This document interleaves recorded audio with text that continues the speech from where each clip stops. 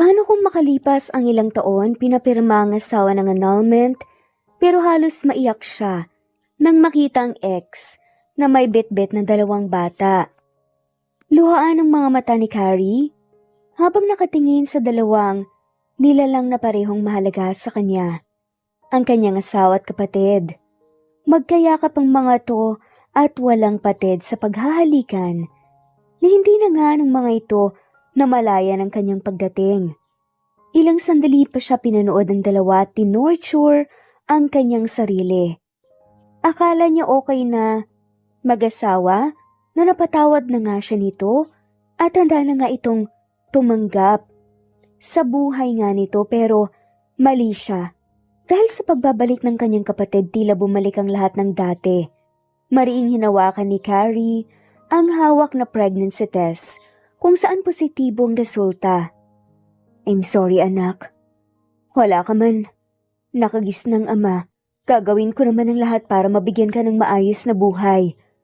Bulong niya sa sarili. Umuwi siya sa bahay nilang mag-asawa para kunin ang kanyang mga gamit. Tapos na ang pagdurusa at pagtitiis niya sa piling ng lalaking kailanman ay hindi siya kayang mahalin. Natauhan si Carrie at natigil nga sa pagbabalik tanaw sa nakaraan ng marinig ang boses ng anak niyang panganay sa kambal, si Dave. Nanay, tara na po! Naiinip na wika nga nito. O anak, sige sandali lang ha. Natataranta naman ang sagot ni Carrie.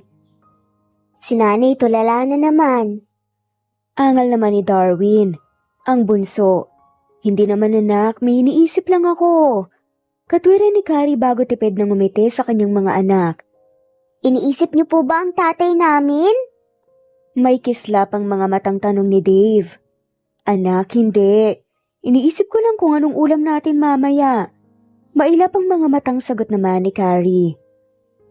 Fried chicken na lang po, nanay, para hindi na po kayo mahirapan mag-isip. Kami na pong magdedesisyon. Masayang suggestion naman ng makulit na si Darwin. Yan ba ang gusto mo? Nakangiti naman na tanong ni Carrie sa anak. Tumango-tango naman si Darwin. Ikaw kuya, anong gusto mong ulam? Tanong naman ni Carrie kay David. Fried chicken na lang din po, nanay. Sagot nga ng paslit. Okay po, magluluto na si nanay mamaya. Yay! Thank you, nanay! Masayang sagot ng kambal. Tara na anak, habang hindi pa mainit sa palengke. Tawag ni Carrie sa mga anak, agad namang sumunod sa kanyang mga to. Inalalaya ni Carrie sumakay sa kanyang kotseng kambal bago siya nag-drive. Pagkatapos nilang mamalengke, umuwi na rin sila kaagad. Niluto ni Carrie ang ulam na request ng kanyang mga anak. Ang sarap, paborito ko po talaga ang fried chicken na luto niyo, nanay. Namumulang wika nga ni Darwin. Ako rin po, nay. Paborito ko din po ang luto mo. Segunda naman ni Dave. Sige na anak, kain lang ng kain. Maaga tayong matutulog dahil may pasok na bukas. Nanay, ihatid niyo po ulit kami, Oo naman. Nay, kailan po kaya kami ihatid ni tatay po sa school para po hindi na po kami laging tinutokso ng classmate namin na wala daw po kaming tatay? Malungkot na tanong naman ni Darwin. Pakiramdam ni Carrie ay piniga ang kanyang puso sa narinig. Anak, lahat ng bata may tatay. Pero ang tatay niyo lang laging busy talaga sa work. Kaya ngayon, si nanay muna ang bahalang maghatid sundo sa inyo sa school, okay? Malambing na sagot naman ni Carrie. Pero nay, lagi na lang po siyang busy. Kahit tuwing birthday po namin o kaya Pasko, wala naman po siya. Nakasimangot na sagot nga ni Dave. Anak, intindihin niyo na lang muna ang tatay, huwag kayong mag-alala dahil kapag nagkapagtapos na kayo ng pag-aaral, kayo na mismong pupunta sa kanya. Paliwanag nga ni Carrie. Hindi niya alam kung hanggang kailan siya magtatahi ng kasinungalingan. Sa mga anak, mapagtakpan lamang ang totoo. Talaga po, nay? Nagniningning ang mga mata na sagot naman ni Dave. Oo naman anak. Matutuwa po kaya siya pag nakita niya po kami? Nakangiti at excited na tanong nga ni Darwin. Biglang naglaho ang ngiti sa labi ni Carrie. Nang marinig ang tanong ng anak, matanggap nga kaya ni Dennis ang kanyang mga anak? Hanggang matapos silang kumain hindi na nga sumagot pa si Carrie. Mabuti na lang at nabaling na nga sa ibang bagay ang atensyon ng kambal at hindi na rin nagtanong ulit. Kinabukasan pagkatapos ihatid sa paaralan ng kambal, dumiretso na si Carrie sa cafe na napundar niya. Dito siya kumukuha ng panggastos nilang mag-iina. Mabuti na lang at matao nga ang kanyang pwesto kaya laging maayos ang kanyang benta. Good morning po ate. May naghahanap po sa'yo kanina. Kinikilig na bungad nga kay Carrie ng kanyang staff na si Mira. Sino? Kunot noon naman na tanong niya.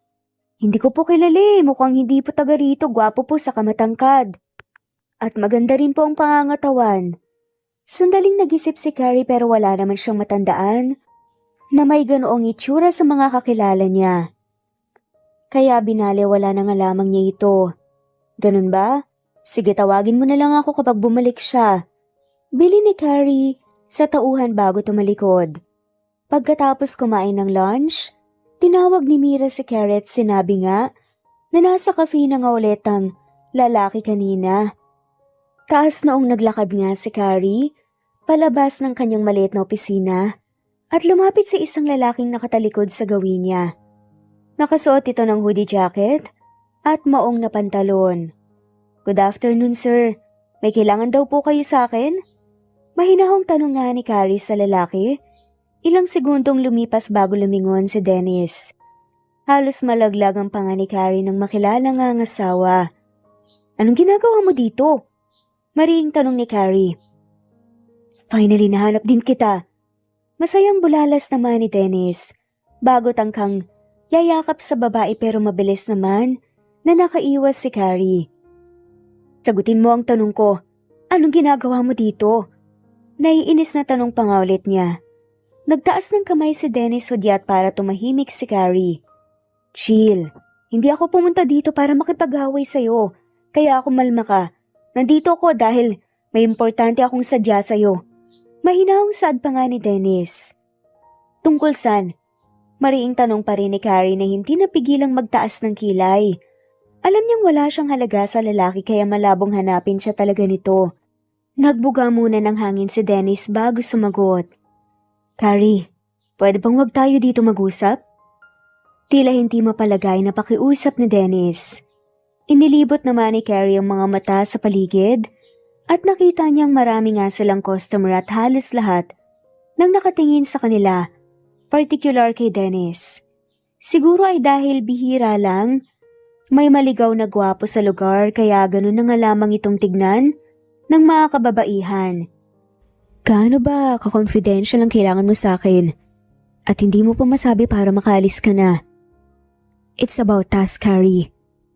Nang makitang seryoso nga ang asawa. Fine, sumunod ka sa akin. Wika ni Carrie bago nga humakbang pabalik sa kanyang opisina. Maupo ka. Alok niya bago nga siya umupo. So upo ang katapat nito. Thank you. Sagot ni Dennis bago inikot nga ang paningin sa paligid. Hindi na ako magtataka kung bakit hindi ka na bumalik ng Manila. Mukhang masaya at tahimik na ang buhay mo dito. Maya-maya pa at seryoso ngang saad pa nga nito.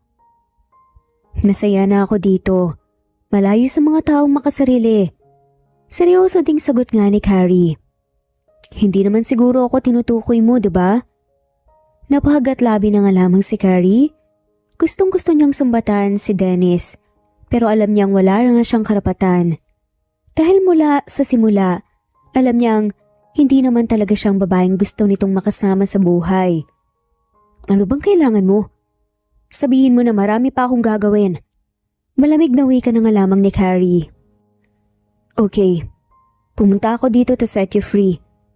Alam kong masaya ka na at mas magiging masaya tayo pareho kung makakalaya na tayo sa kasal na tanging nag-uugnay sa ating dalawa. Seryosong sagot ni Dennis pagkatapos bumuga ng hangin. Isang dismayadong tingin ang iginawad nga ni Carrie sa lalaki. Hindi niya inaasahan na abot nga sila sa ganito. Gusto man niyang ibigay ang nais nito, pero paano ang kambal? Na hindi nga nito alamang tungkol sa kanilang mga anak, natigilan siya at hindi kaagad nakapagsalita. Yan ba talaga ang gusto mo? Maya-maya ay wala nga sa sariling tanong ni Carrie. Bala ko nang pakasalan si Melay once na annulled ng kasal natin. Seryosong sagot ni Dennis at kitang-kita nga ni Carrie ang kakaibang kislap sa mga mata nito nang banggitin ang pangalan ng kanyang kapatid. Parang pinunit ang kanyang puso sa kanyang nasaksihan. After all this year, ang kapatid pa rin niyang nag-iisang babaeng itinitibok ng puso nito. Ang babaeng kailanman ay hindi niya mapapalitan sa puso ng asawa. I see. Tumangong sagot ni Carrie. At pilit kinubli nga ang sakit at selos na nararamdaman. So payag ka nang ipaanal ang kasal natin? Nakangiting tanong na nga lamang ni Dennis. Hindi. Diretsang sagot naman ni Carrie at hindi inalis ang mata sa mukha ng kaharap. What? Bigla namang napatayo sa inis si Dennis. Hindi ako papayag na maanal ang kasal natin. Ito na lang ang bagay na tanging pinanghahawakan ko sa'yo. At ayokong ganun na lang kadali itapon ng marriage natin. Carrie, are you crazy? Hindi kita gusto. Kahit minsan hindi kita minahal. Tapos ayaw mo pa rin ipaanal ang kasal natin? Wake up! Sinayang mo lang ang panahon na dapat ay naging masaya na tayo sa kanya-kanya nating buhay. Nangigigil na saad nga ni Dennis. Mahigpit na pinigil ni Carrie ang kanyang emosyon. Gusto niyang isigaw sa harap ng lalaki na ito ang magiging masaya. Oras na palayain niya ito habang siya at ang kanyang mga anak tuluyan ng mawawalan ng karapatan dito. At ang katiting na pag-asa ng kanyang mga anak na makilala ang kanilang ama ay maglalaho na. At sa habang buhay nga niyang dadalhin ang mapait na karanasan sa piling nito. Bakit ba ayaw mo pang makipaghiwalay sa akin?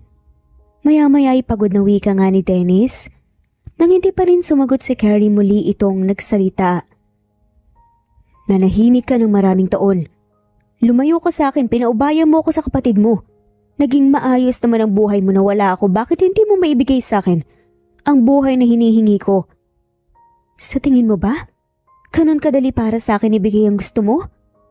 Masama ang loob na tanong nga ni Carrie. At bakit hindi?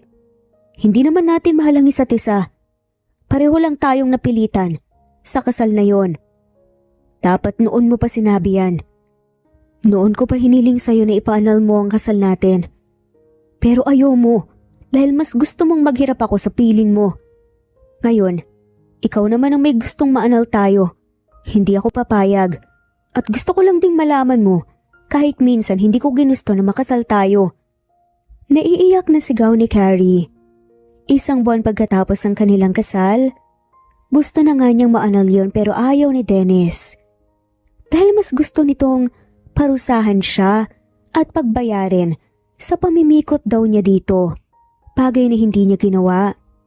Ganun naman pala eh. Bakit ayaw mo pumirma sa annulment natin? Para matapos na to. Dahil ba ayaw mong maging masaya kami ng kapatid mo? Tama nga si Melay, selfish ka. Dismayado ang tinig ng sagot ni Dennis. Ako pa talagang selfish ngayon? Pinalaya na nga kita, diba? Hinayaan kita sa gusto mo. Kahit pa nga binaboy mo ang kasal natin, wala kang narinig sa akin. Isang bagay lang ang hindi ko kayang ibigay sa'yo. At yun ay ang annulment. Papel lang ang panghahawakan ko sa'yo at hindi ako papayag na pati yun tanggalin mo pa sa akin. Maring saad ni Carrie. Ilang beses na mangumiling si Dennis sa kasunod-sunod na napabuga ng hangin. Carrie, come on. Hindi ko ito ginagawa para lang sa amin ng ate mo. Ginagawa ko to para din sa'yo. Bata ka pa. Marami ka pang makikilala na mas karapat dapat para sa'yo. Darating ang panahon ng magmamahal ka. At kapag nangyari yun, gugustuhin mo ring ipaanal ang kasal natin. Mahinahong paliwanag ni Dennis. Sunod-sunod naman na umiling si Carrie. Kahit ano pang sabihin mo, hindi ako papayag na maanal ang kasal natin. Malamig na tura naman ni Carrie. Ang kaninang maamo at mabait na anyo ni Dennis ay naglaho at napalitan ng galit. Marahas nitong hinaklit ang braso ni Carrie at hinawakan ng mahigpit. Maluhaluhan namang tumingin si Carrie sa namumula niyang braso. Bakit ba ayaw mo ha? Gusto mo ba ng pera? Yun ba ang kailangan mo? Sabihin mo kung magkano ang ibibigay ko basta makalaya lang ako. Sigaw ni Dennis sa kanyang harapan. Maghalong sakit at galit ang nararamdaman ni Carrie nang tumingin siya sa asawa. Sa kaubod lakas itong sinampal. Hindi naman kagad nakahuma si Dennis na nagulat sa kanyang ginawa. Umalis ka na. At huwag ka nang babalik pa dito, maghiwalay na tayo kung kailan ko gusto. Bigyan mo ko ng panahon para kalimutan ka. Dahil kapag nakalimutan ko ng asawa pa kita, never na kitang tatanggapin ulit sa buhay ko. Umiiyak sa galit na saad ni Carrie. Bigla naman namlambot si Dennis nang makita ang masaganang luha na naguunahan sa pagpatak sa mga mata ni Carrie. Nang hihinang binitawan niya ang braso nito at walang salitang tumalikod. Hanggang ngayon, kahinaan pa rin niya ang luha nito. Parang may kung anong tumutusok sa kanyang puso sa tuwing nakikita niya itong nasasaktan. Saglit na nalito si Dennis, hindi na niya alam kung ano ang gagawin at kung ano ba talaga ang gusto niya. Masaya siya kay Melay. Ito ang babaeng matagal na niyang pinapangarap. Ito rin ang gusto niyang maging ina ng kanyang mga anak. Samantalang, nang tuluyan ng nakalabas si Dennis, ang kaninang tahimik na pagluha ni Carrie ay nauwi sa hagulgol habang nakatingin sa namumula niyang braso. Mahal niya si Denise pero mlinaw sa kanya na hindi siya nito kailanman mamahalin pabalik dahil ang kapatid niya ang nag-iisang babaeng minahal nito. Hindi naman sa makasarili, ayaw lang niyang ipaanul ang kanilang kasal dahil ayaw niyang dumating ang araw na tuluyang mawalan ng karapatan sa kanyang ama ang kanyang mga anak. Itinukod ni Carrie ang kanyang siko sa mesa, saka ipinatong ang kanyang mukha sa kanyang palad hanggang parang agos na bumalik sa kanyang isip ang kanyang nakaraan. Flashback. Carrie, nasa bahay ka na ba? Bungad ni Melay kay Carrie. Sa kabilang linya ng sagutin, ni Carrie ang tawag nito. Oo ate! Sagot ni Carrie at kakauwi nga lamang niya, buhat sa eskwelahan. Graduating na siya ngayon sa kursong business management. Pwede bang puntahan mo ngayon si Dennis sa kondo niya? May sakit kasi siya at walang kasama. Pakiusap ni Melay sa kapatid. Pero ate, dapat ikaw ang nandun. Ikaw ang girlfriend niya eh. Reklamo ni Carrie. Carrie, marami pa akong kailangan gawin. Ikaw na lang munang pumunta sa kanya. Alagaan mo siya. Pakainin mo na rin at painumin ng gamot. Bilin pa nga ni Melay. Hindi magawang umangal ni Carrie dahil pinagbabaan na nga siya ng linya ng kapatid. Napabuntong hininga na lang siya. Ang totoo ay sobrang pagod din niya dahil sa kabi-kabilang projects at iba pang gawain sa school. Pero hindi naman niya kayang tiniisin ang Kuya Dennis niya lalo pa at mabait naman ito sa kanya at parang kapatid na rin niya dahil bukod sa kasintahan ito ng ate niya ay malapit din sa pamilya nila ang pamilya nito. Pagkatapos magpalit ng school uniform, lumabas na si Carrie. Pagdating niya sa kondo ng boyfriend ng kanyang kapatid, naabutan niyang magulo at maraming kalat sa sala. Kaya naman, iyon muna ang pinagtuunan niya ng pansin. Sinunod na rin niya ang kusina. Nang matapos, lumapit na siya sa kalan at nagsimula ng magluto ng sopas.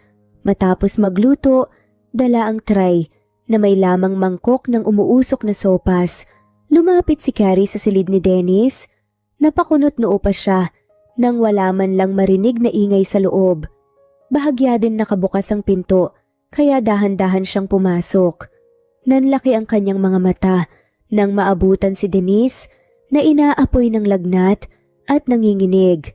Nakapatay ang aircon sa silid kaya naliligo ito sa sariling pawis. Pero balot na balot pa rin ng kumot ang katawan. Tangkang kukunin niya ang kumot pero naginginig ang boses na pinigilan siya ng lalaki. Huwag, nilalamig ako. Ani nga ng lalaki. Pero ang taas ng lagnat mo.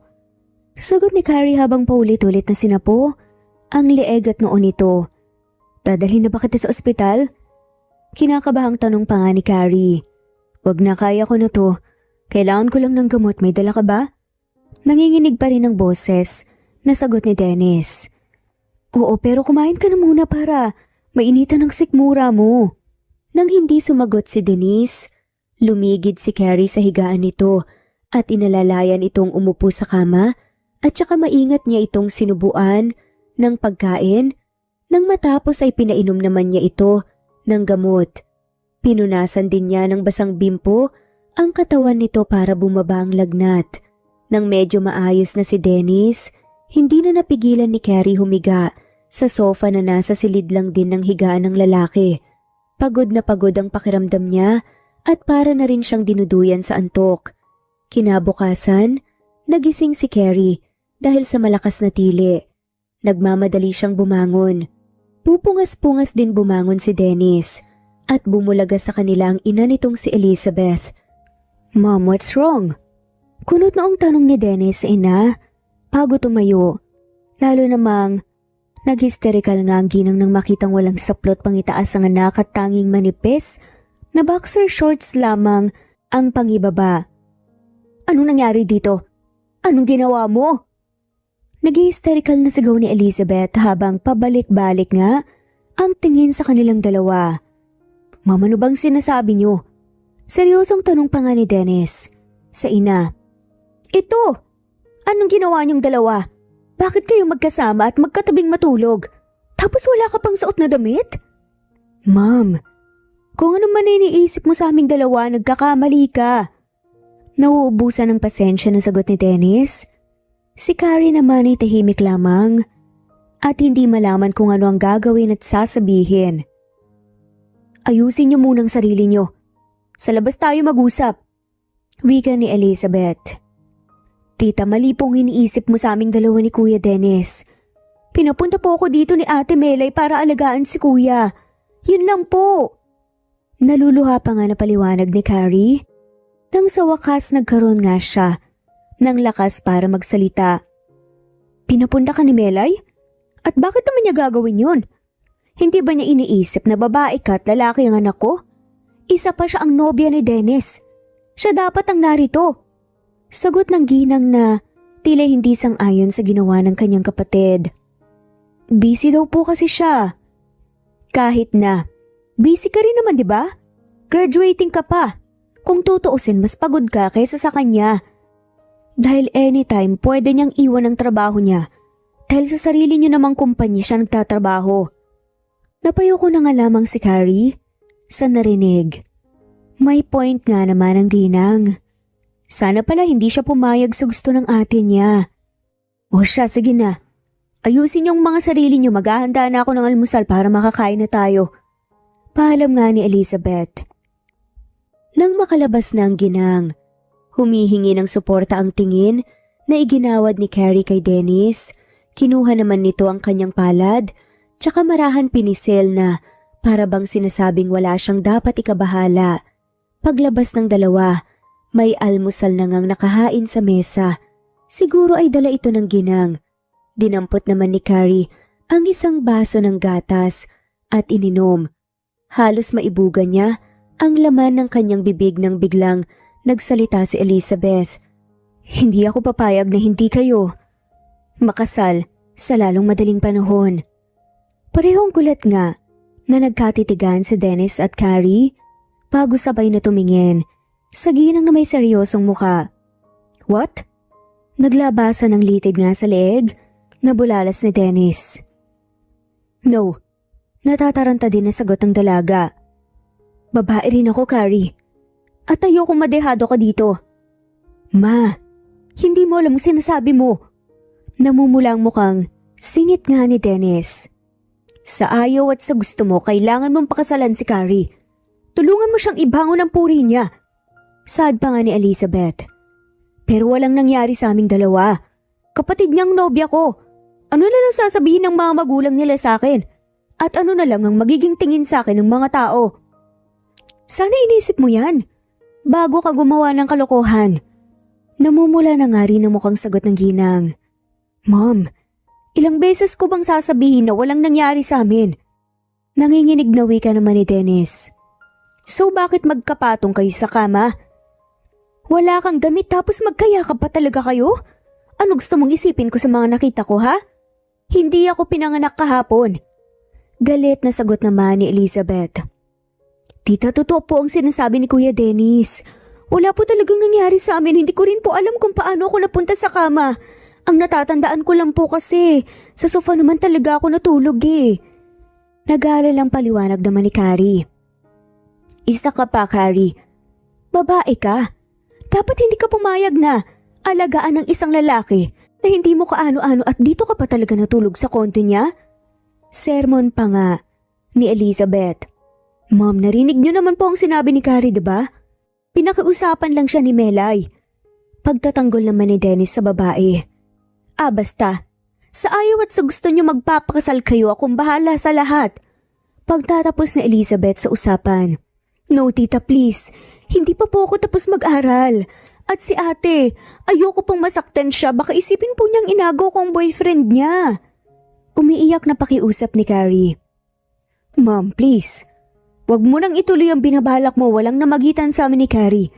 Sa gagawin mo, masisira ang relasyon namin ni Melay at pati na rin ang relasyon ni Carrie sa pamilya niya. Pakiusap ni Dennis. Sa ina, pero sadyang bingi talaga ang ginang sa pakiusap nila. Ganito kasi siya. Gusto niya laging nasusunod ang gusto niyang mangyari. Walang namagitan sa inyo sa loob ng magdamag? Anong ginawa niyo buong gabi? Nagtitigan? Diskumpiyado na sagot pa nga ni Elizabeth. Kahit anong paliwanag ni Carrie at Dennis, hindi sila pinakinggan ng ginang at mas pinaniniwalaan ang sarili nitong teorya. Habang pauwi sa kanyang bahay, hindi mapalagay SJ Carrie na tatakot siya sa maaaring gawin sa kanya ng kanyang pamilya, lalo pa at narinig niya kanina kung gaano kagalit ang kanyang ama habang kinakausap ito ni Elizabeth sa telepono. Hinatid siya ni Dennis sa labas ng gate ng kanilang bahay. Hindi na ito pumasok sa loob, siguro ay para makaiwas ito sa tensyon. Pagpasok pa lang ni Carrie sa loob, ay naabutan niyang kumpleto ang kanyang pamilya. Nakaupo sa pang-isahang upuan ang kanyang ama at galit na nakatingin sa kanya. Ang kanyang ina naman ay katabi ang kanyang kapatid na umiiyak. Nag-angat ng mukha si Melay at nasusuklam na tumingin sa kanya. Mom, Dad, magpapaliwanag po ko. Nakayukong saad ni Carrie nang hindi na niya makayanan pa ang tingin sa kanya ng mga tao. Tumayo ang kanyang amang si Albert at lumapit sa kanya. Hindi niya inaasahan ang gagawin nito. Malakas siya nitong sinampal na ikinatulo na nga lamang ng kanyang luha. Nakakahiya ka. Wala na bang ibang lalaki para makiapid ka pa sa nobyo ng kapatid mo mismo? Galit na sigaw ni Albert, bigla namang nanginig sa takot si Carrie. Papa, magpapaliwanag po ko. Na-misunderstood lang po talaga ni Tita Elizabeth ang nakita niya. Umiiyak na pakiusap ni Carrie. Tumayo naman si Melay at nang iinsultong umisi kay Carrie. Na-misunderstood. Sige nga, ipaliwanag mo kung bakit magkatabi kayo sa higaan ng boyfriend ko. Ang sabi ko sa'yo, alagaan mo lang siya. Hindi ko sinabing landiin mo siya. Umiiyak sa galit ng sigaw naman ni Melay. Ate, yun lang naman talaga ang ginawa ko eh. Bakit pa hindi mo tanungin si kuya para maniwala ka? Hindi na kailangan. Sa'yo na siya. Alam ko naman noon pa, gusto mo siya. Sagot nga ni Melay bago nagdadabog na tumalikod. Agad naman itong hinabol ng ina na si Jenny. Melay anak, pakinggan muna natin ang side ng kapatid mo. Pakiusap naman ni Jenny sa panganay na anak. No ma, malandi siya, mga agaw. Galit na sigaw ni Melay sa katumakbo paakyat ng hagdan. Naiwan namang umiiyak si Carrie, alam niyang kung paniniwalaan lang siya ng kanyang mga magulang, may posibilidad pang hindi matuloy ang gusto ni Elizabeth. Nakita mo na? Nasasaktan ang kapatid mo nang dahil sa'yo. Galit na tura ni Albert at muli sanang pagbubuhatan ng kamay ang bunsong anak pero inawat ito ni Jenny. Albert, tama na. Hindi mo kailangan saktan ang anak mo. Saway pa nga nito sa asawa. Yan. Lagi kang ganyan kaya lumalaki ang tarantado yung anak mo eh. Pati nobyo ng ate niya inahas pa.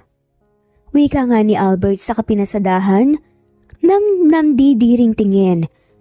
Ang kabuuan ni Carrie bago nagmarch ang umakyat sa hagdan. Pakiramdam ni Carrie ng mga sandaling yun ay siya nga ang pinakamasama at pinakamaruming babae sa balat ng lupa. Kahit hindi naman talaga. Umiyak naman na niyakap ni Jenny ang anak. Anak, ano ba talagang nangyari? Tanong nito. Nagkwento naman si Carrie at sinabi niya sa kanyang ina ang lahat. Alam ni Jenny na nagsasabi ng totoo ang bunsong anak pero hindi niya alam kung paano kumbinsihin ang asawa at ang panganay na anak. Dumaan ang mga araw at nakita ni Carrie kung paano suyuin ni Dennis ang kanyang kapatid pero kahit anong gawin nito, ayaw itong kausapin ni Melay. Hanggang nagpa siya ang babae na mangibang bansa na lang, bagay na ikinadurog ng husto ng puso ni Dennis. Hindi na rin pumayag ang kani-kanilang magulang na hindi matuloy ang kanilang kasal, lalo na ang ama ni Carrie na sobrang na-disappoint sa kanya. Pagkatapos ng kanilang kasal, sa kondo ni Dennis tumira si Carrie. Bagaman, magkasama sila sa araw-araw ramdam ni Carrie na ayaw ni Dennis sa kanya, ni hindi ito sumasabay sa kanya para kumain. Kuya Dennis, pwede ba tayong mag-usap? Isang araw ay bungad nga ni Carrie sa lalaki.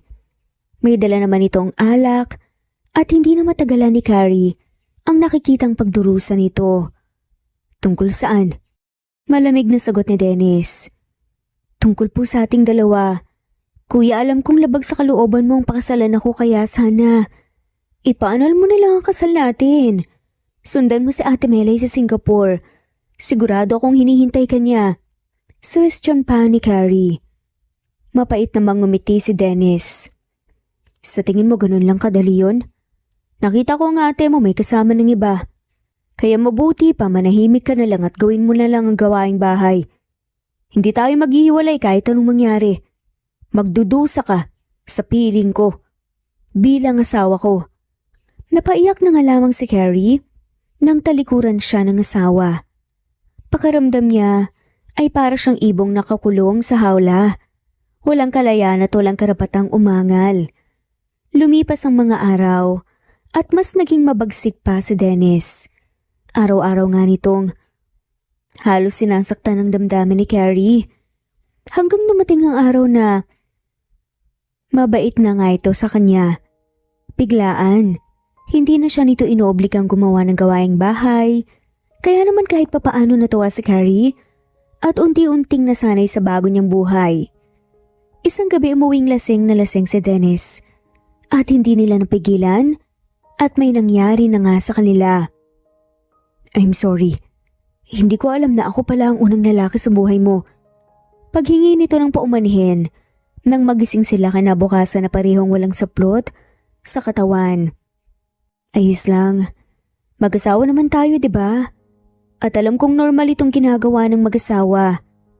Nahihiyang sagot ni Carrie. Matamis na mangumiti si Dennis bago kinuha ang kamay ng babae. Salamat sa lahat ng pagtitiis mo sa akin. Huwag kang mag-alala. Simula ngayon, susubukan kong maging mabuting asawa sa'yo. Seryosong wika naman ni Dennis. Umiiyak, naniyakap ni Carrie ang asawa sa pagdaan pa ng mga araw. Mas naging malapit sa isa't isa ang dalawa. Lalo pang minahal ni Carrie si Dennis dahil sa kabutihang ipinapakita nito sa kanya. Hindi na rin mabilang kung ilang beses nang may nangyari sa kanila. Hanggang nalaman ni Carrie na buntis siya. Dala ang pregnancy test, pumunta siya sa opisina ng asawa pero labis siyang nabigla at nasaktan sa kanyang nasaksihan. Naroon ang kanyang kapatid at nakakandong sa kanyang asawa habang walang habas sa paghahalikan. Tuluyang naglaho ang katiting na pag-asang tinanim ni Dennis sa puso ni Carrie. Alam niyang ngayon bumalik na ang kanyang kapatid, wala na ulit siyang puwang sa puso ng asawa. Dahil kahit kailan, hindi nawala sa puso nito ang kanyang ate Melay. Nang hindi na matagalan ni Carrie ang panunood sa dalawa, tahimik siyang tumalikod. Pumunta siya sa bangko at kinuha ang lahat ng laman ng kanyang mga cards bago umuwi para kunin naman ang kanyang mga gamit. Tsaka walang paalam na umalis hanggang napadpad siya sa probinsya ng Batangas ay dito pinilit magsimula ng bagong buhay. End of flashback. Mariing pumikit si Carrie at pilit iwinaksi sa kanyang isip ang bahaging iyon ng kanyang buhay. Kailangan niyang maging matatag at matapang para sa kanyang mga anak. Samantalang, malungkot na bumalik sa lungsod si Dennis.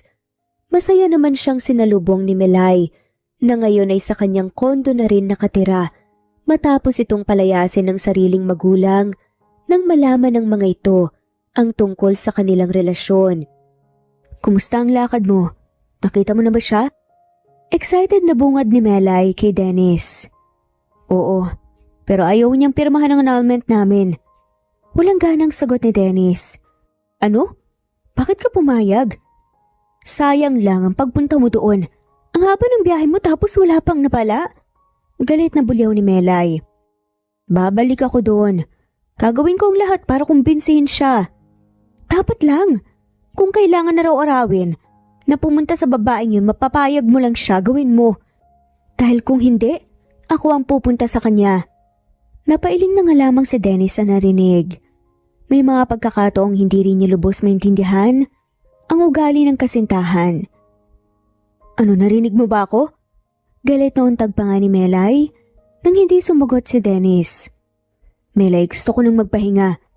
Paalam na nga lamang ni Dennis sa babae at tatalikod na nga sana siya nang pigilan siya nito. Baka naman kaya hindi siya pumirma dahil hindi mo talaga siya pinapirma. Ano? Mahal mo na ba ang mga agaw kong kapatid, ha? Nanlilisik ang mga matang tanong ni Melay. Melay, enough. Pagod ako at ayaw akong makipagtalo sa'yo. Maring sagot na nga lamang ni Dennis at pinigilan ang sariling pumatol dito. Fine, bahala ka sa buhay mo. Aalis na ako, maiwan ka na muna dyan. Paalam ni Melay sa kamabilis na humalik sa pisngi ni Dennis.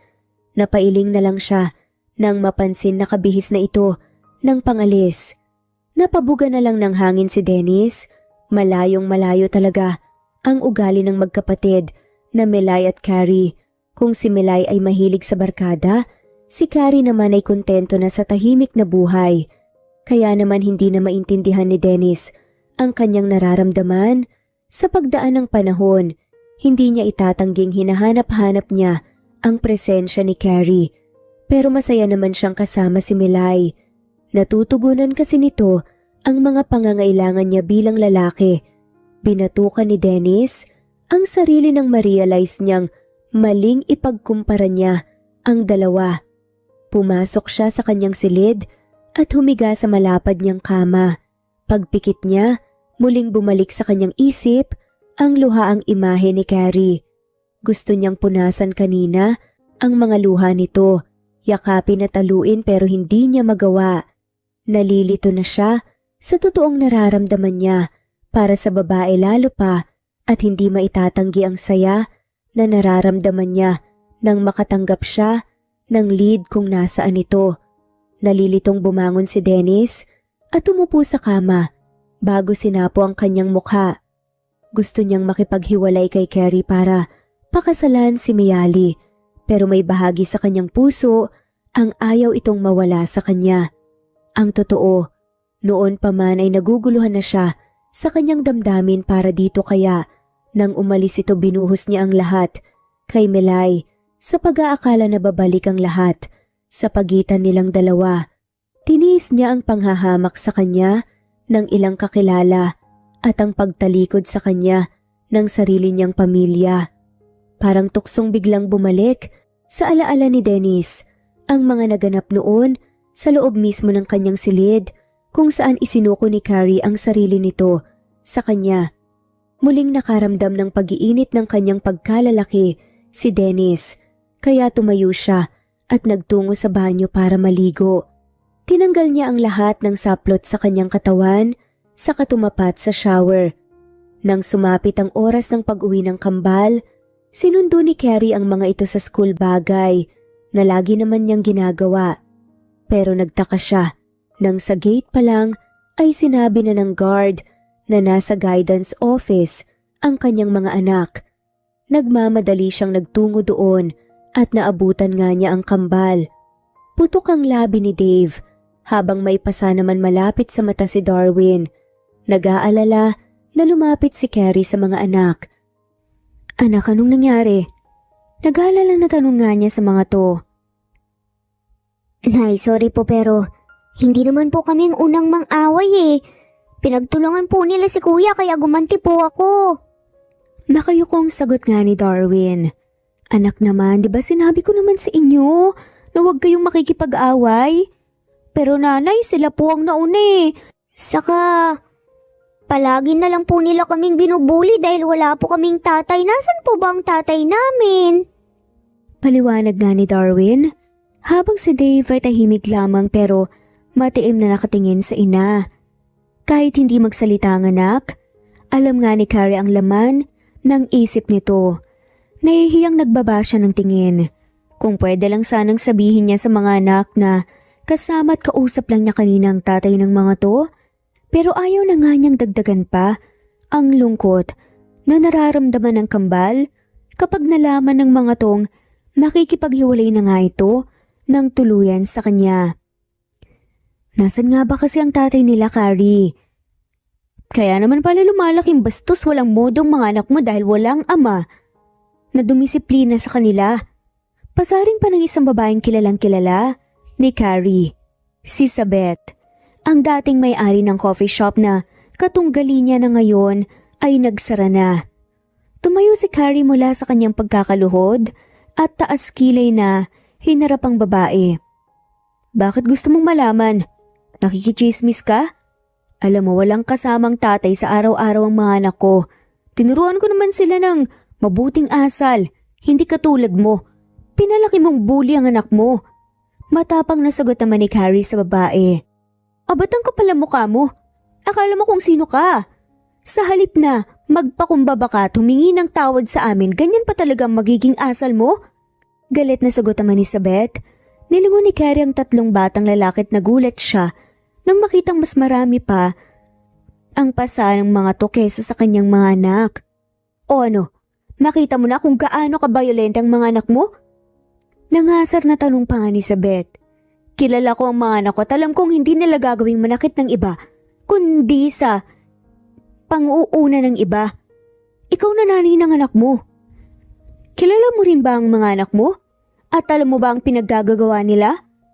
Hindi pagpapatalo na sagot naman ni Carrie.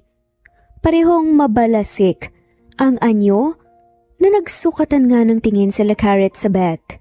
Habang ang nanay ng dalawa na bata'y tahimik lamang at bago pa man tuluyang nagkatinginan ng dalawa, sumingit nga sa kanila ang principal ng paaralan. Mga misis, away bata lang po ito. Huwag niyo nang dagdagan, besides okay na naman ang mga bata, mga minor na sugat lang po at saka pa sa ang tinamo nila. Mas maganda siguro kung magkakasundo na lang kayo. Pangaral naman ng principal. So ganun lang po yun, Mrs. Principal? Halos basagin ang kambal na yan ang mukha ng anak ko tapos ganun lang? Dismayadong turan pa nga ni Sabeth. Mrs., nakita namin ang CCTV footage kung ano talaga ang nangyari. At malinaw po doon na ang anak ninyo ang nauna. Binuli nila ang kambal at sila rin ang unang nanakit. Ah, ganun. Ang lagay pala, kinakampihan niyo pa talaga ang magkapatid na yan. Napailing na nga lamang ang principal. Mrs., magdahan-dahan ka muna sa pananalita mo, wala kaming kinakampihan dito. Nasa gitna lang kami at katotohanan. Kung gano'n naman pala, edi turuan niyo ng leksyon ng kambal na yan. Mrs. Raimundo, dalawa lang sila. Tatlong nambuli sa kanila. Hindi ba't si Miss Carrie dapat ang dapat magreklamo? Naubusan ng pasensya. Nasagot na nga lamang ng principal. Napailing na nga lamang si Carrie sa inasal ni Sabeth. Maya-maya pa ay nagdadabog na nga itong lumabas sa silid aklatan at sumunod na nga rin ang dalawa pa na nanay. Maraming salamat po ma'am, pasensya na po sa abala. Nahihiyang wika na nga lamang ni Carrie sa principal. Walang anuman. Huwag na lang sana itong mauulit pa, Miss Carrie. Saad ng principal. Opo, wag po kayong mag-alala. Kakausapin ko po ang mga anak ko. Nakangiting tumungo ang principal. Hindi nagtagal, nagpaalam na nga si Carrie na uuwi na nga sila. Pagdating sa kanilang bahay, mahinahong kinuusap ni Carrie ang kanyang mga anak. Dave, Darwin, hindi niyo dapat ginawa yun. Nay, sila naman po kasi yung nauna eh. Sabi po nila wala kaming tatay dahil bad kami. Tapos, tinulak niya po si kuya kaya gumanti lang po ako.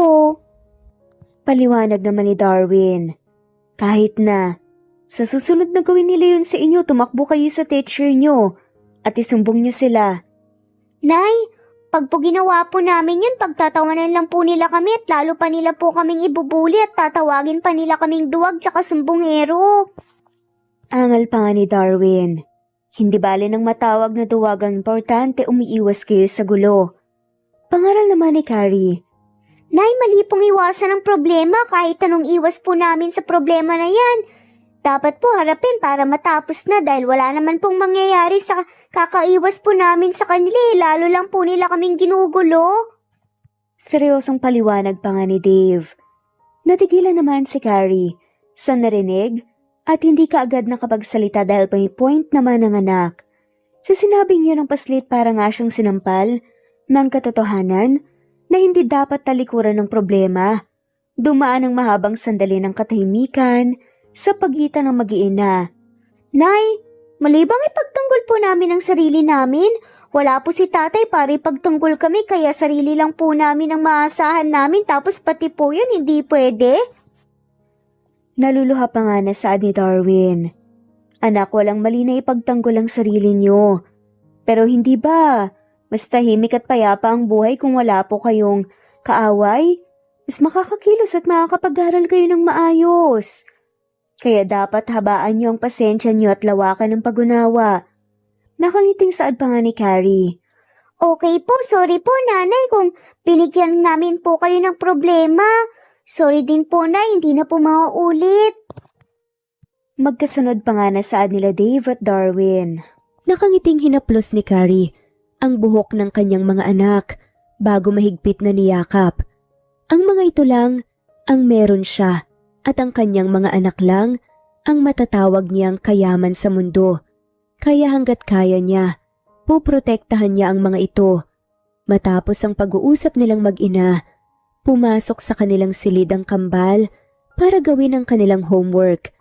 Si Carrie naman ay ipinagluto ang mga ito ng masarap na hapunan. Pagkatapos nilang kumain, sinamahan na ni Carrie ang kambal sa kanilang silid para basahan ng libro. Nang matapos, ay tinulungan na niya ang mga itong humiga sa kama. Good night po, nanay! Sabay na bati nga ng kambal. Good night din mga anak, matulog na kayo, may pasok pa bukas. Sagot ni Carrie at kinumutan nga ang mag-anak. Nang natiyak na natutulog na ang kambal, lumabas na si Carrie sa silid ng mga ito at nagtungo sa sala. Mula sa binata ng bahay, tulala siyang nakatingin sa labas at pinapanood ang maliwanag na sikat ng buwan.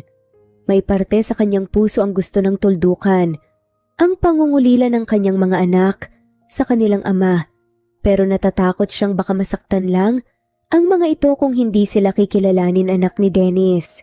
Kaya ngayon, isang pasya ang nabuo sa kanyang isip, ibibigay na niya ang gusto ni Dennis para sa ikatatahimik nilang mag-iina. Wala na rin siyang balak sabihin pa dito ang tungkol sa kambal. Alam naman niyang walang ibang mahalaga kay Dennis kundi ang kanyang kapatid. Kaya sa pagbalik nito, pipirma na siya sa kanilang annulment paper. Kinabukasan, inaasahan na ni Carrie na muling susulpot si Dennis sa kanyang shop pero hindi ito nangyari.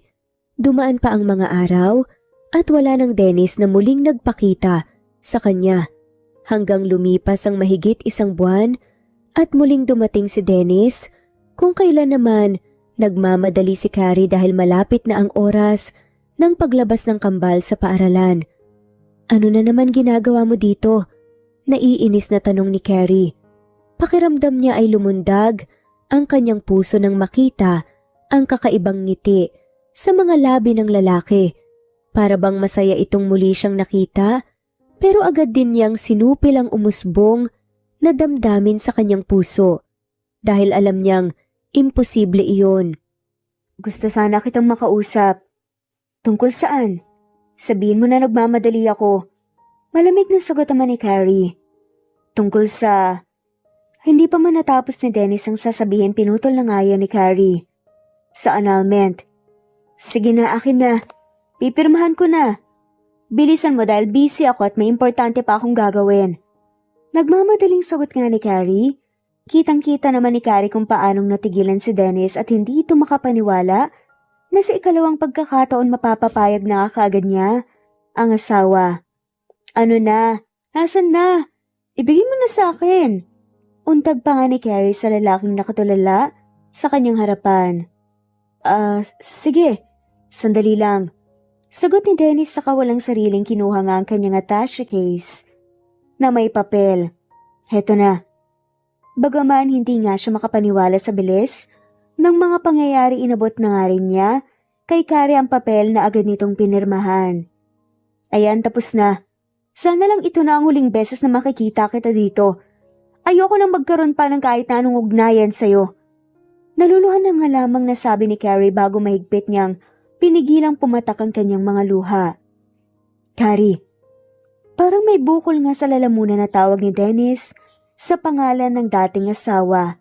Dapat masaya nga siya dahil sa wakas ay makakalaya na nga siya sa kanilang kasal, pero hindi nga niya yon maramdaman ngayon sa kanyang puso. Habang nakatingin sa papel na pirmado na nilang mag-asawa, nakaramdam siya ng kalungkutan. Ikaw mismo umalis sa buhay ko. Kaya wag ka nang babalik pa sa akin kahit kailan. Seryosong wika ni Carrie. Hindi napigilan ni Dennis na makaramdam ng panghihinayang kung para yun ay hindi niya alam. Hindi niya maaaring bawiin pa ang ginawa niya dahil pirmado na nga nila ang papel na puputol sa ugnayan nila. Carrie, ayoko sanang maghiwalay tayo sa ganitong paraan. Mabigat nga ang dibdib na saad ni Dennis. Kunot noon naman siyang hinarap ni Carrie bago nga mapait nang umisi. At sa paanong paraan tayo gusto maghiwalay? So humahabol ako sa'yo? Nagmamakaawa na wag mo akong iwan? Yun ba ang gusto mo? O di sige, pagbibigyan kita. Sagot ng babae saka pinalungkot nga ang muka bago kinuha ang kamay ng asawa. Naguguluhan namang nakatingin si Dennis sa babae. Dennis, please, wag mo akong iwan. Kailangan kita. Hindi ko kayang mabuhay nang wala ka, hindi ko kayang makita kang kasamang ibang babae. Kunwari umiiyak nga na dagdag pa nga ni Carrie, na may pagsinok pa nga, kahit hindi naman talaga siya umiiyak. Carrie, oh, happy? Yun ba ang gusto mo? Pwes, hindi ko yun gagawin, walang dahilan para magmakaawa ako sa'yo, dapat nga maging masaya pa ako dahil pinakawalan mo na ako. Salamat, dahil nakalaya na ako sa anino mo. Hindi ko dapat sinayang ang buhay ko at ang mga luha ko sa walang kwentang lalaking tulad mo. Pero ayos lang. Dahil sa'yo kaya masaya na ako ngayon. Salamat ha. Wika ni Carrie bago ngumiti. Pero sa kaloob-looban niya ay durog na durog siya. Magsasalita pa sana si Dennis, pero nakarinig na sila ng maliit na yabag papalapit sa kanila. Bigla naman tinakasan ng kulay ang mukha ni Carrie nang makita ang kambal. Nagtatakang sinundan ng tingin ni Dennis ang tinitingnan nito at ganun na lang ang panlalaki ng kanyang mga mata nang makita ang dalawang batang kamukhang kamukha niya. Napahawak siya ng mahigpit sa upuan ng patakbong. Yumakap ang mga ito kay Carrie. Nanay! Masayang sigaw pa nga ng kambal. Hindi naman kagad nakakilos si Carrie at parang nadigas pa nga sa pagkabigla. Please po, nanay. Nanay, bakit ka po tulala? Ang lamig din po ng kamay mo, may sakit ka po ba? Ha? Anong ginagawa niyo dito? Bakit niyo ako hinintay sa school? Nang makabawi sa pagkabigla, usisa na nga lamang ni Carrie. Ang tagal niyo po kasi, nanay, kaya sumabay na po kami kila teacher. Gusto daw po muna nilang magkape dito bago umuwi. Paliwanag pa nga ni Darwin. Luminga si Carrie at nakita nga niya ang ilang teacher kasama ang principal. Ganun ba? O sige, sa office ko na lang muna kayo tumambay. Lalapitan ko lang sila teacher, okay? Utos pa nga ni Carrie sa anak. Sige po, nanay, behave lang po kami. Sagot ni Darwin, parehong natigilan nga si Carrie at Dennis nang magsalita si Dave na kanina pa pala pinag-aralan ng mukha ni Dennis at Darwin. Nanay, sino po siya? Bakit kamukha po siya ni Darwin? Siya po ba yung tatay po namin? Tanong pa nga ni Dave habang walang kurap na nakatitig nga sa mukha ni Dennis. Anak, hindi. Sabi ko naman sa inyo, diba busy ang tatay kaya malabong siya yan. Nautal na sagot pa nga ni Carrie. Pero nay, bakit po kamukha po namin siya? Tignan niyo po, ang mukha po niya, ang ilong at saka bibig. Nay, siya po si tatay. Pagpupumilit pa nga ni Dave. Anak, sige na. Sa loob na muna kayo, nakakahiya naman kila teacher kung hindi ko sila asikasuhin. Sige na anak. Tabay nga ni Carrie sa kambal. Kuya, tara na. Mamaya na lang natin tanungin si nanay. Pangungumbinsi naman ni Darwin sa kapatid. Nang makalis na nga ang mga anak saka ulit, hinarap ni Carrie si Dennis. Ano pang ginagawa mo dito? Pinirmahan ko na yung annulment natin, di ba? Makakalis ka na at wag ka nang babalik pa. Mahina pero mariing tabay nga ni Carrie sa lalaki. Napapitlag na nga lamang si Carrie nang kunin ni Dennis ang kanyang braso. Sino nga Manila? Ako ba nga Manila? Naguguluhang tanong ni Dennis. Nahihibang ka na ba? At paano ka naman magkakaanak sa akin? Taas kilay na sagot nga ni Carrie. Carrie, may mga gabing may nangyari sa atin. At hindi ako gumamit ng proteksyon kaya hindi malabong anak ko sila. Isa pa, ako ang unang lalaki sa buhay mo, diba? Umalis ka na. At wag mo kaming guluhin. Ang atupagin mo ay ang annulment natin. Sagot ni Carrie bago tuluyang iniwan nga ang lalaki. Carrie, hahabulin pa nga sana ni Dennis ang babae pero mabilis nga itong nakalapit sa grupo ng mga guro na kasama nga ng kambal. Nanghihinang umupo si Dennis sa isang bakanteng mesa at hindi siya maaaring magkamali. Malakas ang pakiramdam niyang anak niya ang kambal at nararamdaman niya yun nang magtamang kanilang mga mata kanina. Sir, ano pong order niyo? Tanong nga ng crew nang lumapit nga kay Dennis. 1 black coffee please.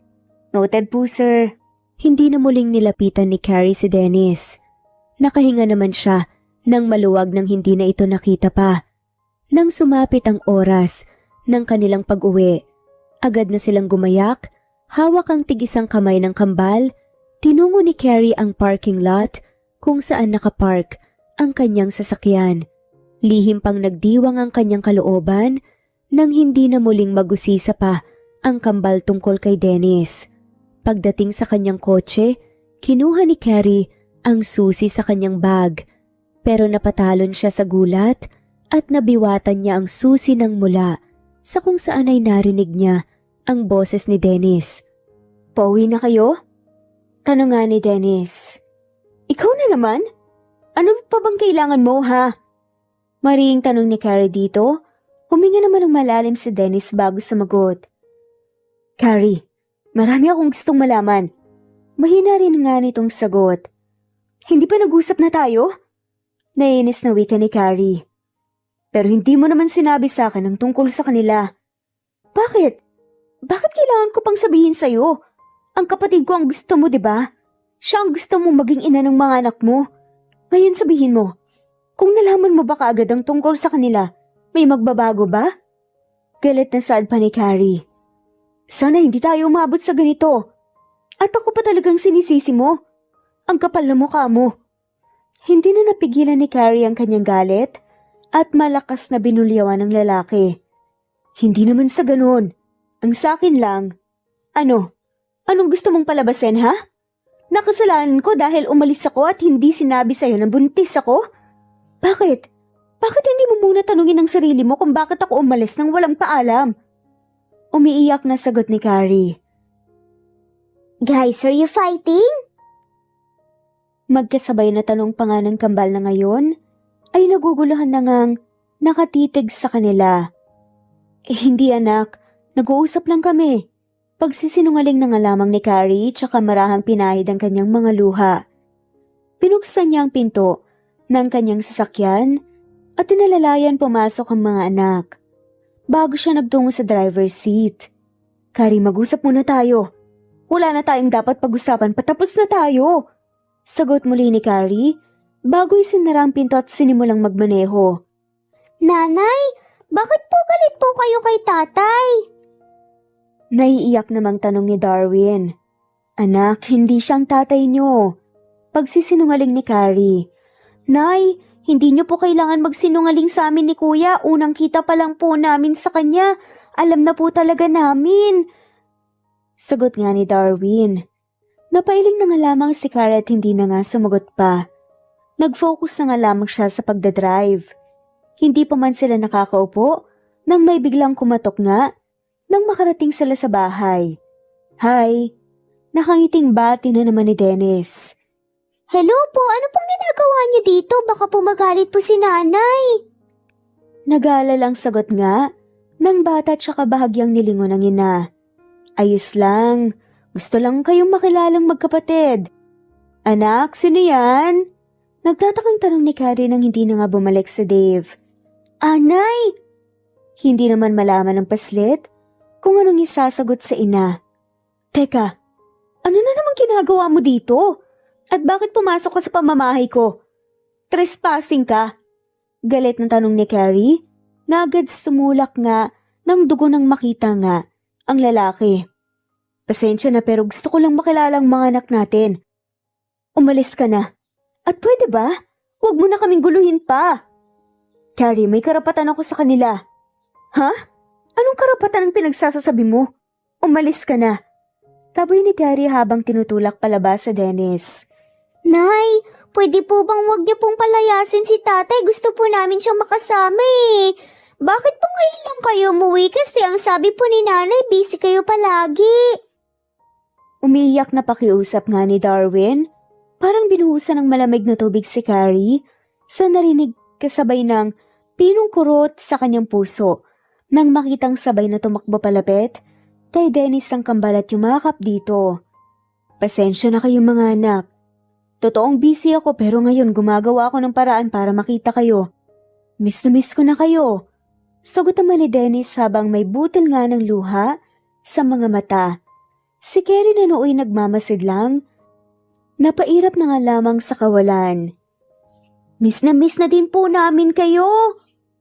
Sagot nga ni Darwin bago bumaling sa kapatid. Dahil sa nakitang pananabik ng kanyang mga anak sa kanilang ama, wala nang nagawa pa si Carrie kundi pagbigyan ng mga to. Habang masayang nagkukwentuhan ng mga mag-ama, si Carrie naman ay abala sa paghahanda ng hapunan na pinadeliver ni Dennis. Carrie, salamat sa maayos na pag-aalaga at pagpapalaki ng mga anak natin.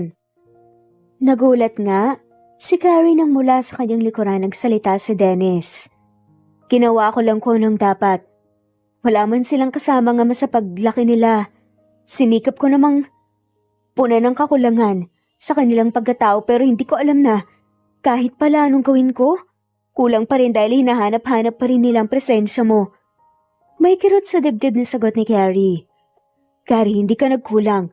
Sadyang may mga bagay lang talaga silang hinahanap at yun ay ang pagmamahal ng isang ama. Hindi sumagot si Carrie at tahimik na nga lamang na tumango.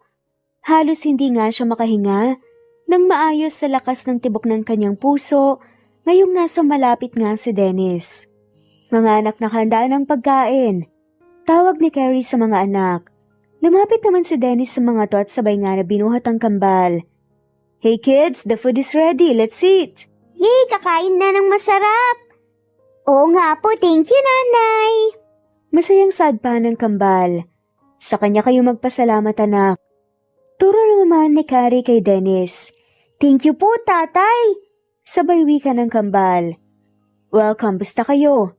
Maya-maya pa tahimik na kumain ng mag-anak. Pero binasag nga yun ni Darwin. Nanay, bakit pa pala galit po kayo kay tatay kanina? Inosenteng tanong pa nga nito. Kasi dahil walang maapuhap nga na sasabihin, si Dennis nang sumugot para kay Carrie. Galit siya sa akin kanina dahil ngayon lang ako dumalaw sa inyo. Pasensya ng mga anak ha. Sobrang busy lang talaga si tatay eh. Ayos lang po, ang mahalaga po, nandito na po kayo ngayon. May papakilala na po namin kayo sa mga kaibigan namin at sa kaaway po namin sa school na nambubuli sa amin.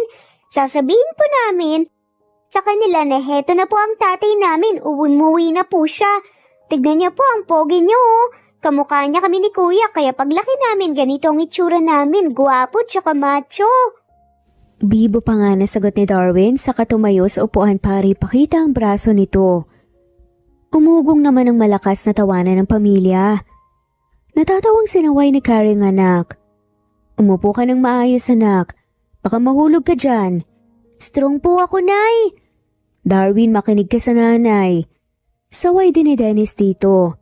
Sige na nga po, pinagtutulungan niyo na po ako eh.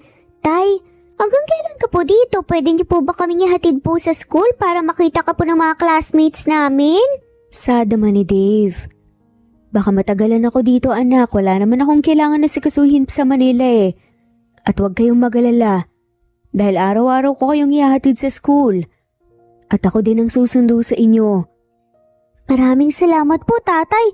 Matitigil na po ang mga classmate namin at ang ibang bata po na ibuli po kami dahil makikilala ka nila. Masayang wika naman ni Dave. Parang kinurot ang puso ni Carrie sa mga narinig. Hindi naman lingid sa kanyang kaalaman ang nangyari sa kanyang anak sa school pero hindi rin naman niya inakalang ganito kalaki ang epekto nun sa mga to. Sino-sino ba yung nambubuli sa inyo? Dapat isumbong niyo yan sa teacher niyo o kaya sa principal. Nagpipigil nga na sagot naman ni Dennis. Ginawa na po namin yun tatay pero hindi naman po sila tumitigil. Pati nga po si nanay tinatarayan din ng nanay ng kaaway namin. Singit pa nga. Ni Darwin, biglang naginit ang pisngi ni Carrie nang makitang nakatingin sa kanya si Dennis. Ang turo po kasi ni nanay, laging magpasensya po pero sobra na po sila kaya minsan po lumalaban na rin po kami. Sumbong naman ni Dave. Mga anak, walang mali kung lumaban kayo lalo na kung sobrang ginagawa sa inyo. Masama din ang laging mabait dahil inaabuso. Oh, sabi ko naman po sa inyo kapag mabait po kami lalo po kaming inaaway. Baling pa nga ni Darwin sa ina. Napailing na nga lamang si Carrie at piniling wag nang magsalita dahil kahit siya tinamaan din sa sinabi ni Dennis. Siguro kung hindi siya naduwag na harapin ito noon at ang ate niya baka hindi lumaking walang kasamang ama ang kanyang mga anak. At kung nagawa lang sana niyang ipaglaban noon ang totoo, hindi sana siya nakasal dito.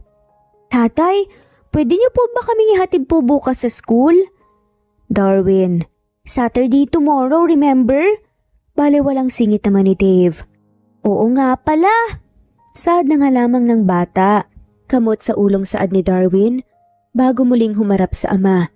Lihim naman natawa si Carrie sa reaksyon ng anak. Nagpatuloy ang masayang kwentuhan ng mag-ama. Nang matapos silang kumain, naghanda na sila sa pagtulog. Si Dennis ang magpresenta, magpatulog sa kambal. Kaya hinara ni Carrie ang ibang gawaing bahay. Nang matapos pumasok siya sa kanyang silid para maligo. Nang matapos, bit-bit ang unan at kumot nagtungo siya sa sala. Nabautan niya si Dennis sa balkonahe. Nakatingin sa kalangitan habang nakapamulsa ang dalawang kamay at mukhang may malalim na iniisip. Tulog na ba ang mga bata? Tanong ni Carrie nang hindi man lamang naramdaman ni Dennis ang paglapit niya. Ha? May sinasabi ka ba? Tanong ni Dennis na halatang nagulat. Tinatanong ko lang kung tulog na ba ang mga bata. Kanina pa. Tipid na sagot ni Dennis. Muling dumaan ang katahimikan sa pagitan ng dalawa. Ano nga palang plano mo? Habang may pagkakataon ka pa, pwede ka pang lumayo. Basag nga ni Carrie sa katahimikang bumabalot sa kanya. Sinasabi mo bang pwede ko pang talikuran ng mga anak ko? Tanong ni Dennis na walang anumang emosyon. Oo, habang hindi pa gaanong masasaktan ng mga anak ko. Kapag kinasal na kayo ni Ate Melay, bubuo na kayo ng sarili niyong pamilya. May etsapwera na ulit ang mga anak ko, aasa lang sila. Masasaktan lang sila. Ngumiti ng mapait si Dennis bago hinarap si Carrie. Sa tingin mo ba talaga? Ganun ako ka-irresponsable nga ma? Kung sana nalaman ko agad na may anak tayo, sa tingin mo ba hahantong tayo sa ganitong sitwasyon? Sa halip na matuwa, muling nakaramdam ng sakit si Carrie. Hindi talaga siya kayang mahalin ni Dennis nang siya lang. Magpapahinga na ako. Hetong unang tsaka kumot. Matapos ilapag ang mga gamit, tumalikod na nga siya. Sa kanyang silid ay malaya nga niyang pinakawalan ang mga luhang kanina pa nga gustong lumabas sa kanyang mga mata. Nakokonsensya naman. Sinundan ng tingin ni Dennis ang babae. Nasasaktan na naman niya ang feelings nito. Kinabukasan nagising si Carrie dahil sa ingay na nagmumula nga sa labas ng bahay. Napapikit pa nga siya nang masilaw sa mataas nga na sikat ng araw. Nang tignan niya ang orasan, pasado 9:00 na pala ng umaga, hindi niya na namalayan kung anong oras siya nakatulog kagabi. Nagkukumahog nga siyang bumangon at nagtungo sa kusina. Nagulat pa nga siya nang may naabutan itong lutong pagkain. Gising ka na pala. Kumain ka na, nagluto ko. Bungad nga ni Dennis na ngayon ay umiinom ng tubig. Napalunok si Carrie nang makita nga ang pawisan nitong katawan na tanging manipis na sando at shorts lamang pang-basketball ang suot. Salamat ah. Ang mga bata kumain na ba? Tapos na kami. Sige, maiwan na kita. Sunod ka sa amin ah. Bilin pa nga ni Dennis bago ulit lumabas. Naging makulay at makabuluhan naman ang weekends ng mga bata dahil sa kanilang ama. Kaya naman, sumapit ang araw ng Lunes, maagang gumising ang mga to at excited nang naghanda para sa kanilang pagpasok sa eskwela. Sigurado ko bang hindi ka kasasama sa amin? Pangungulit pa nga ni Dennis kay Carrie. Hindi na, kailangan maaga kasi akong pumasok sa shop ngayon eh. O sige. Ikaw bahala. Bye, nanay. Sigurado pong mag-enjoy kami pero mas enjoy po sana kapag kasama po kayo. Masayang paalam pa nga ng kambal.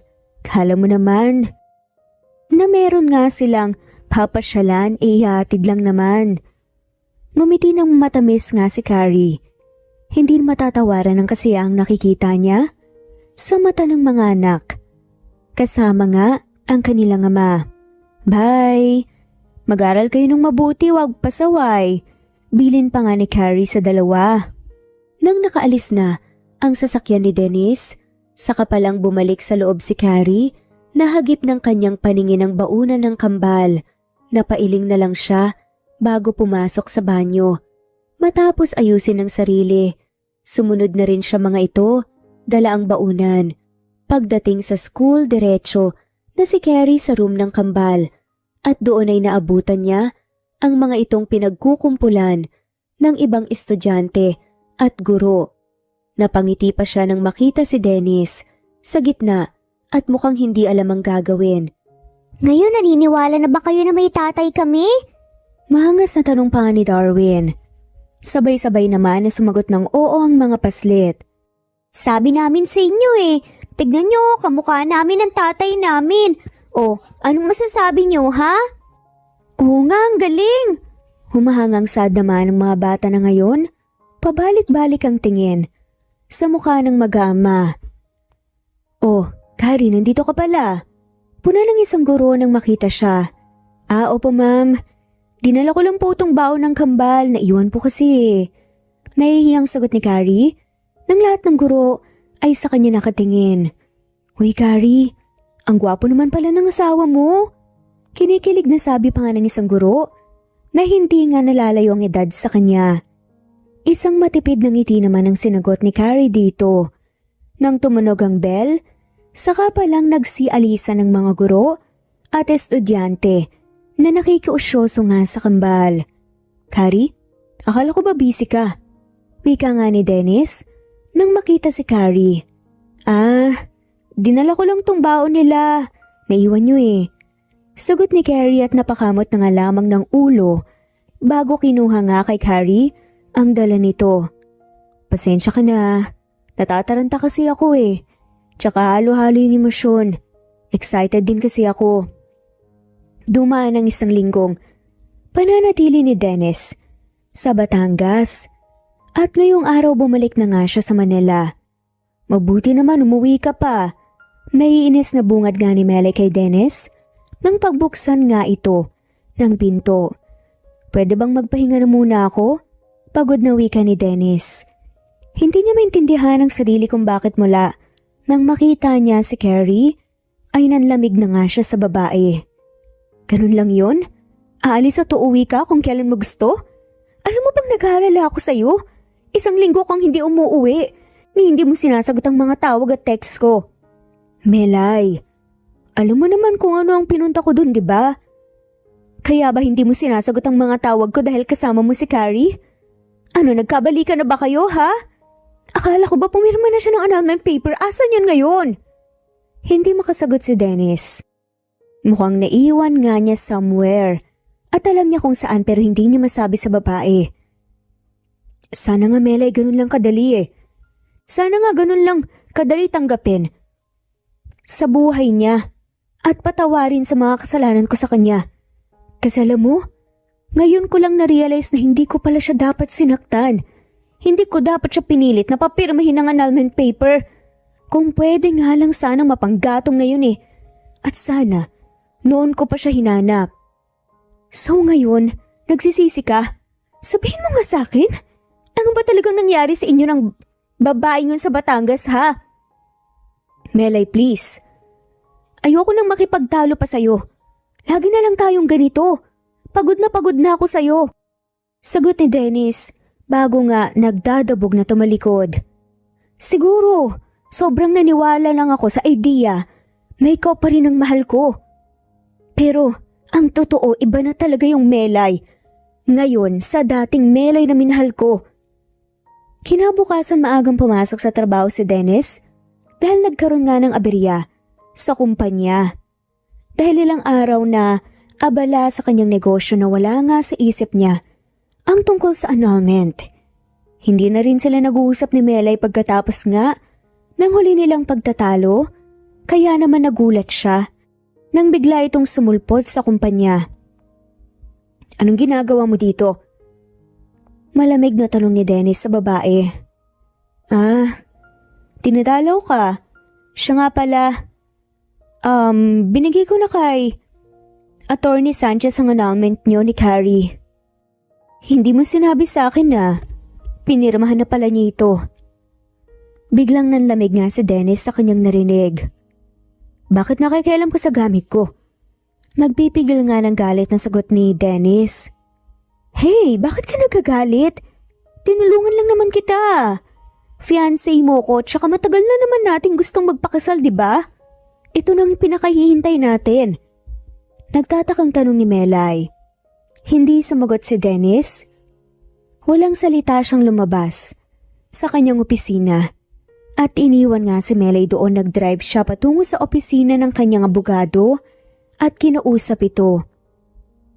I'm sorry Dennis, pero siguro nga kailangan na nating ituloy ang annulment dahil kung hindi tayo kikilos, tayo naman magkakaproblema. Matapos makipag-usap sa lalaki laglag ang balikat na umalis, si Dennis. Umuwi siya ng Batangas at sa piling ng kanyang mag-iina, muli niyang naramdaman ang kapayapaan. Hindi lang ng kanyang isip kundi maging ng kanyang kalooban. Lumipas ang ilang araw, tuluyan ng napasawalang bisa nga ang kasal nila Carrie at Dennis. Bakit malungkot ka? Hindi ba dapat masaya ka? Malaya ka na. Pwede ba nang pakasalan ng babaeng gusto mo? Carrie, ikaw lang ang babaeng gusto ko. Nahihibang ka na ba, Dennis? Pinawalang bisa mo ang kasal natin tapos sasabihin mo yan? Ano ka ba, Carrie? Bakit kasi hindi mo na lang hinayaan yung mga bata nung nakita nila yung annulment paper sa table at ipanggagatong na lang daw nila habang nag-iihaw kayo ng kung ano? Nasabi sa akin ni Melay na sa'yo daw niya nakuha yung annulment paper. Nakita niya na hawak ng mga bata. Sagot naman ni Carrie. Ano ka ba? Siyempre hindi ko naman ipipilit yung sarili ko sa'yo, di ba? Di ba ang tagal mo nang pinagpipilitan sa akin na pirmahan yun? Pero hindi yun talaga ang nararamdaman ko. Hanggang ngayon ba hindi ka pa rin naniniwalang mahal kita? Mahal na mahal ko kayo ng mga anak natin. Naluluhang saad na nga ni Dennis bago niyakap si Carrie. Hindi naman malaman ni Carrie kung ano ang sasabihin. Matagal na panahon niyang hinangad na marinig mula dito ang mga katagang iyon pero hindi nangyari. At ngayon kung kailan tanggap na niya ang lahat, saka naman nito nasabi iyon. Magsasalita pa sana si Carrie pero pinatahimik na siya ng mga labi ni Dennis. Noong una ay banayad ang paraan ng paghalik nito. Naghahanap ng sagot hanggang naging mapusok. At ng gabing iyon, hindi na nila napigil ang bugso ng kanilang mga damdamin at tuluyan ng may nangyari sa kanila. Nagpatuloy ang masayang pagsasama ni Carrie at Dennis halos sa Batangas na namalagi si Dennis at umuuwi na lang ng Maynila sa tuwing may kailangan itong asikasuhin doon. Ngunit, isang araw, isang hindi inaasahang panauhin ang biglang dumating. Carrie? Maring tawag nga ni Melay sa kapatid. Ate Melay, anong ginagawa mo dito? Kabadong sagot ni Carrie. Mga agaw ka? Kailan mo ba kami titigilan, ha? Galit ng sigaw nga ni Melay. Ate, magpapaliwanag ako. Umiiyak na sagot ni Carrie. Sasampalin sana ulit ni Melay ang kapatid pero bago't patuluyang lumapat ang kanyang palad dito, pumagit na nga sa kanilang kambal. Huwag niyo pong sasaktan ang nanay namin! Awat pa nga ng kambal sa babae. May anak ka? May anak kayo ni Dennis? Luhaan at hindi makapaniwalang sigaw nga ni Melay. Umiiyak namang tumango si Carrie. Bakit hindi mo sinabi? Bakit mo tinago? Tanong nga ni Melay na hindi malaman kung maaawa o magagalit sa kapatid. Dahil ayokong makagulo. Ayokong makagulo sa inyo, nahuli ko kayo sa opisina niya. Kayo malis ako at lumayo, ate. Wala akong inagaw sa iyo, hindi niyo lang ako pinakinggan noon. Umiiyak na paliwanag ni Carrie. Ilang beses umiling-iling si Melay. At sa sobrang pagkadismaya. Sila ba ang dahilan? Kaya madalas dito sa Dennis? Maya-maya pa itanong nga nito. Tumango na nga lamang si Carrie. Sana sinabi mo. Para ako na lang lumayo. Buong akala ko mahal pa rin ako ni Dennis. Tulad ng dati pero habang tumatagal na magkasama kami, naging malinaw na sa akin na ikaw na ang nilalaman ng puso niya. Sorry ate, hindi ko naman talaga gustong saktan ka eh. Hindi sumagot si Melay, lumapit nga ito sa kapatid at mahigpit na yumakap. Sorry din. Magkahalong awat sakit ang naramdaman ni Melay para sa kapatid ng mga oras na yon. Hindi niya ma-imagine kung paanong sa murang edad nagawang buhayin ni Carrie ang mga anak nito na walang suporta mula sa kanilang pamilya at kay Dennis. Bago umalis si Melay, tuluyan na ngang nagkaayos ang magkapatid. Nanggaling daw dito si Melay. Nag-aalalang tanong nga ni Dennis. Pagpasok nito sa silid ni Carrie. Tumango naman si Carrie. Anong nangyari? Sinaktan ka ba niya? Sinampal niya ako. Pero ayos na kami. Pinatawad din niya ako. Humingi rin siya ng tawad sa akin. I'm sorry. Kung hindi dahil sa akin, kundi dahil sa katangahan ko at sa mga padalos-dalos kong desisyon, hindi sana tayo umabot sa ganito. Nasaktan ko pa kayong magkapatid. Huwag mong sabihin yan. Ako naman talaga yung panira sa relasyon yung dalawa eh. Noon pa lang. Huwag kang mag-isip ng ganyan. Dahil ngayon ikaw na ang mahal ko at mamahalin ko habang buhay. Wika ni Dennis, bago kinuha ang kamay ni Carrie at niyakap. Makalipas ang 1 linggo, hindi inaasahan ni Carrie ang pagdating ng kanyang mga magulang kasama ang ina ni Dennis at si Melay. Anak, andito ka lang pala. Bakit hindi ka man lang umuwi sa atin? Umiiyak na bulalas ng ina ni Carrie. Sorry po, Mami. Natakot po kasi ako eh. Shh, ayos lang. Sinabi na ng ate mo sa amin ang lahat. Patawarin mo kami dahil hindi kami nakinig sa'yo. Okay lang po. Nasaan ang mga apo ko? Seryosong tanong naman ni Albert matapos yakapin at halikan ang bunsong anak. Nandito po kami. Ikaw daw po ang lolo namin. Nakangising bungad naman ni Darwin sa matanda. Oo, sayang at hindi man lang namin kayo nakasama nung maliit pa kayo. Siguro ang cute nyo noon. Masayang sagot ni Albert na ngayon aliw na aliw sa apo. Hanggang ngayon naman po, cute pa rin po kami. Biro naman ni Darwin na ikinatawa ng lahat. Sa pagpunta ng kani-kanilang pamilya, muling pinag-usapan ang kasal ni Carrie at Dennis. Pero hindi na tulad ng dati dahil ngayon ay wala na itong pilitin. Masayang-masaya naman si Elizabeth na sa wakas ay nagkaayos na ang kanyang anak at si Carrie. Habang si Melay, bagaman may kirot sa kanyang puso, mas mahalaga sa kanya na magkaroon ng isang masaya at buong pamilya ang kanyang mga pamangkin at naniniwala siyang darating din ang araw na makikilala niya ang lalaking nakatadhana para sa kanya. Nang nakaalis na ang kani-kanilang pamilya, masayang niyakap ni Dennis si Carrie. Hindi ako makapaniwala na ganito kabilis matatanggap ni Melay at ng mga magulang natin ang lahat. Ako rin. Siguro dahil na rin sa kambal. Pero kahit ano pa man ang dahilan, masaya ako dahil ngayon maayos na ang lahat. Mahal kita, Carrie. Mahal na mahal din kita. Naiiyak na sagot nga ni Carrie. Buong puso naman siyang hinalikan ni Dennis sa labi. Makalipas ang 1 taon, muling ikinasal si Dennis at Carrie sa parehong simbahan kung saan sila unang kinasal. Matapos ang kasal, pinili nga nilang manirahan sa Batangas at mamuhay ng simple kasama ang kanilang mga anak.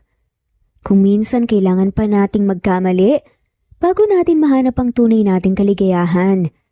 Pero ang mahalaga, sa bawat pagkakamali ay may aral tayong natutunan at handa tayong magbago para sa ikakasaya ng ating buhay.